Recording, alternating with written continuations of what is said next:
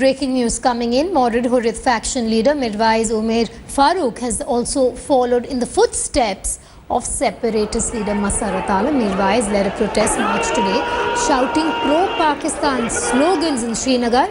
The big question now is what action will be initiated against him.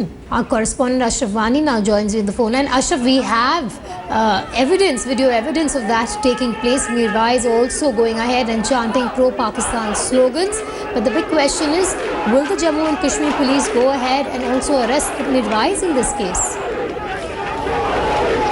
This is the big question which has to be asked to the Jammu and Kashmir government as well as to the central government. Basically, on the charges of pro-Pakistani slogans, Masarat Alam has been already put under arrest and he is in the jail and he has been already arrested. The action was initiated by the interference of Home Minister as well as by the central government. But now today, after 3 days, that was the Wednesday, today it is Friday, we have seen the pro-Pakistani slogans in the Mirwaiz's protest rally in Jamia Masjid area of Srinagar. Now, the supporters of Mirwaiz openly chanted slogans in favor of Pakistan, the same kind of slogans which were chanted by the supporters of Masarat Alam and Masarat Alam in the rally that was on the Wednesday, and the venue was different, but the situation is same. Now the similarities in the rallies, but the big question is, if government has initiated action against Masarat Alam, can they initiate any kind of action against Mirwaiz where same thing is happening? Ashraf, it's very interesting to see what's happening on the ground. This seems to be a concerted effort by Hurriyat leaders to see and project themselves as martyrs. First it was Masarat Alam, now it's the Mirwaiz. Yeah, basically this is the thing which was being said West from since so many days. These things had happened earlier and these things are happening and these may happen again. But if on one issue the government of state as well as the central government is so secret, so intolerable, then not on this issue. This is the big question. Basically these are the allegations on, these are the charges against the Masarat Alam on which he was arrested today, and also we have seen same kind of slogans, same pro-Pakistan rally in the downtown area of Srinagar, that also after the Friday prayers in Rajouri Kadal area and Nauhata area of Srinagar. Ashraf, where is Mirwaiz as we speak?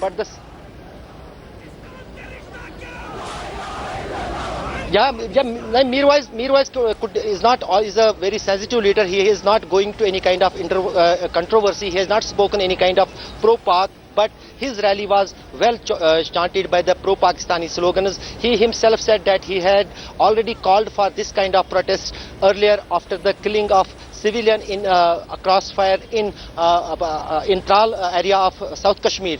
On that thing he was going to protest on Srinagar today, and same happened. And also with those supporters, some supporters of Masarat Alam also clubbed in, and this kind of rally was, this kind of protest was seen in the downtown area of Srinagar. So clearly this is the next test for the Jammu and Kashmir government, Ashraf, whether they will go ahead and arrest Mirwaiz.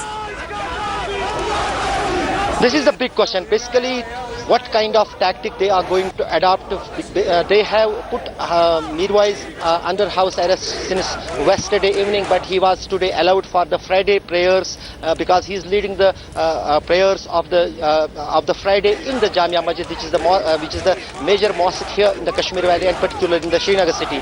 But after the Friday prayers, same kind of protest, same kind of rally was there in the Nauhata area of Srinagar, and same kind of scenario what we have seen in the Wednesday's rally, which was organized by the Alisha Gilani and his supporters. Ashraf, I will have to come back to you. I believe Mr. Radha Kumar, former interlocutor, is with us on the phone line. Man, thank you so much for speaking with us. We have massive protests taking place in Srinagar. Would you say that the action by the Jammu and Kashmir government in arresting Masarat Alam was belated? Well, you know, my position on this is that when you arrested him after the 2010 event, there were quite serious charges of incitement to violence and so on. And those charges should have been prosecuted in court. And I think that if the evidence was as strong as it was claimed to be, then he would never have been released in the first place. So would you Having- agree then? Would you agree then that the Jammu and Kashmir Chief Minister is going soft on separatists in the valley? No, this is prior even to the new government formation. What I'm talking about is prior. I'm talking about 2010-11. No, but he And- was and released his arrest after. then. The process Yeah, was that completed is after Mufti Muhammad That is Saeed came to exactly power. my point, is that you cannot keep arresting people, freeing them, arresting them, freeing them. If you have charges against them, you must prosecute and put up a good case. And in that case, then the person gets sentenced. And then he would not have been released in the first place. Now you have a situation where, well, you know, it's been halla and on the media, and now it's percolated into the streets of the state. This has been a build-up over the last 5 days or so. And I'm afraid this is not the way to handle issues of this kind in the first place. You don't do this. Right, Ms. Kumar, what do you make of the protests on the ground? Would you say, since you have known so much about the state and you've read everything very closely and witnessed it, would you say that what really is happening is a concerted effort by Hurriyat leaders to go ahead and make martyrs out of themselves, make heroes out of themselves, making the most of the situation on the ground as we speak? Well, I think there's little doubt that they are reacting in a way which is absolutely not going to help any kind of peace process. They're making every kind of peace process far more difficult. And when you have a new government, I would say you should not begin in this way. You should begin by looking at what reforms can be carried out and how you can work to improve the situation in Kashmir, which had gotten much better. You know, if you compare what it was in 2004 or 5 to what it was in 2008-9, it was still, the violence was down hugely, but there was certainly a simmering sense, which is what led to outbursts in 2008, 9 and 10 over Yes. individual cases of human rights. Now, again, you have in trial a similar kind of case of which honestly you should have started the inquiry immediately to find out what exactly happened there. All right, Ms. Kumar, thank you so much for joining us. I also believe we have Mr. Kher, founder of Roots in Kashmir, with us. Mr. Kher, what do you make of the situation on the ground? It is volatile, the violent protests, this time being led by the Mirwaiz. Do you think it's time and a test for Mufti Muhammad Saeed to go ahead and also arrest the Mirwaiz in this case? See, whenever we have had Mirwaiz leading a protest, I remember last when he led a protest, it was Eid, I think 3 years back, and they torched a police post, they torched the power department, they burned this whole building down, they charged many crime branch officers. Now, you know, it's one thing to lead a peaceful protest, as Yes. they call it in Kashmir, but the moment you carry a stone in your hand, or you carry those, you know, you would raise slogans in favor of Pakistan, it no longer remains a peaceful protest. And violent protests have to be handled with certain bit of sternness. You cannot have, you know, a kid glove approach to this whole thing, because one, obviously we know what has happened. Releasing Masarat was a big mistake. But now what they are trying to do now is they are trying to capitalize on this situation and take us back to 1990. We are seeing exactly the same kind of protest that I have seen with my own eyes in 1990, and the state cannot let this happen. The writ of the state has to be shown. It is to be shown as existing on the streets of Srinagar. You cannot let a couple of people with a mob of 10-15,000 people hold the state to ransom. I mean, it's very unfortunate that this has happened, but the situation is still very much under our control. The police should be allowed to act. They should be allowed to take Mirwaiz, Yasin Malik, all these troublemakers should be put behind the bars. At least for now, they have enough cases in which they can prosecute them, and they could be behind the bars for the rest of their life. But unfortunately, you know, the Mufti government seems to, you know, kind of say one thing and do completely another. Well, would you say then that it is in a way, what I'm trying to ask you is, do you think that the Jammu and Kashmir Chief Minister has been soft peddling as far as separatists are concerned? Well, I have no doubt. I mean, if you start your oath-taking ceremony or you end your oath-taking ceremony by thanking terrorists and Hurriyat and Pakistan, and then you let Yasin Malik do this very big protest. You see, Mr. Gilani did a protest after 5 years. I mean, does it not tell us something? Aren't we? It's more than soft peddling. You are kind of allowing the whole wound to fester. It quite an extent, whatever happened in 8, 9 and 10, to quite an extent, Omar Abdullah in that sense had managed to put a lid on this. He had managed to keep these guys at bay. They were under house arrest. They were put in jails. I mean, now you have let the floodgates open. I mean, how can somebody protest right under this? Right. Masarat Alam protest was right. Mr. Kher, I need you to be with me because I have Mirwaiz Farooq on the phone line with me. Mr. Farooq, I want to know what really is happening on the ground in Srinagar. Why these violent protests?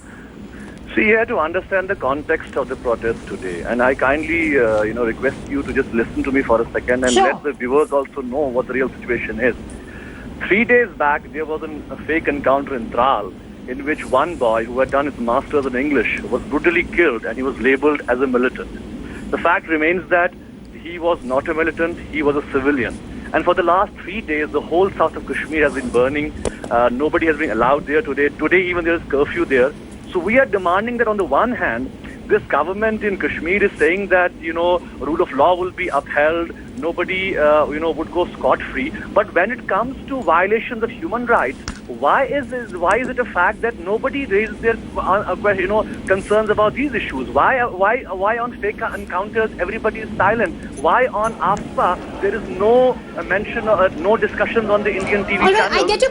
I get your point there. But when you say this alleged violation of human rights, should that tantamount to violence on the ground by you and your supporters?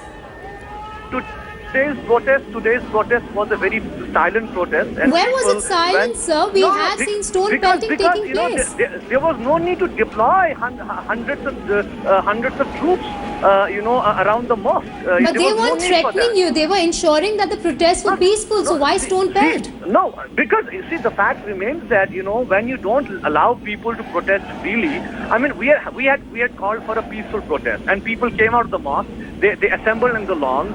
We had banners, we had black flags, we had placards saying that repeal AFPA, stop violations, stop these arrest sprees. I mean, we have a democratic right. And if you are saying that we don't have a right to even protest, of course you have a democratic right to protest, but you don't have the democratic right to stone pelt and get violent on the streets of Srinagar. What should is done? That you should impose martial law in Jammu and Kashmir and say that only those parties will be allowed to. Mr. Mirwaiz, let's not play the victim card here because clearly we have visuals on our screens. The fact remains that we are the victims. See, Jammu and Kashmir is still, while we are talking today, the fact remains that you have more than 500,000 troops in Jammu and Kashmir. I mean, that is the world's highest criticized, zone. But Mr. Mirwaiz, I'm not trying to justify the presence of army troops there. But given the situation being so volatile, you will need security forces. Listen to me, ma'am, for a second. I'm asking a very simple question. See, don't make issue of trivial issues. These are big issues. The fact remains that, I have a very simple question. 8,000 people are missing since 1990. Has there been a discussion on any Indian channel on that issue? So is the solution resorting to violence? 6,000 disappeared people, 6,000 unmarked graves. Is there discussion on any Indian channel on these issues?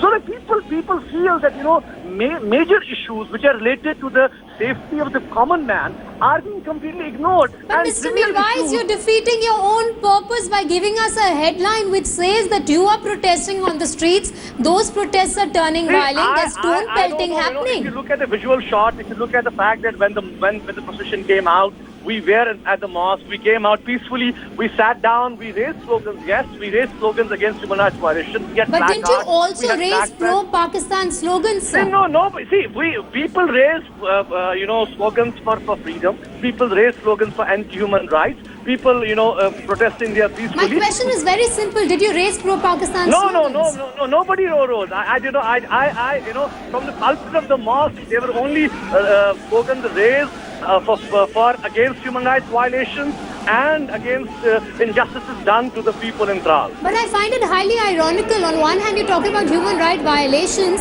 On the other hand, you're getting violent on the streets of Srinagar. Nobody is violent. No, You have So to we understand. have pictures of the stone when you pelting. fire tear gas shells at unarmed protesters, I mean, who was? I mean, there were no protesters with these sticks or stones. People were protesting peacefully. No, we were protesting for half an hour peacefully. And then the police came down into the premises of the mosque, and then you had a situation. Mr. Mirwaiz, tell me, why shouldn't legal action be taken against you in this case if the protests turn violent?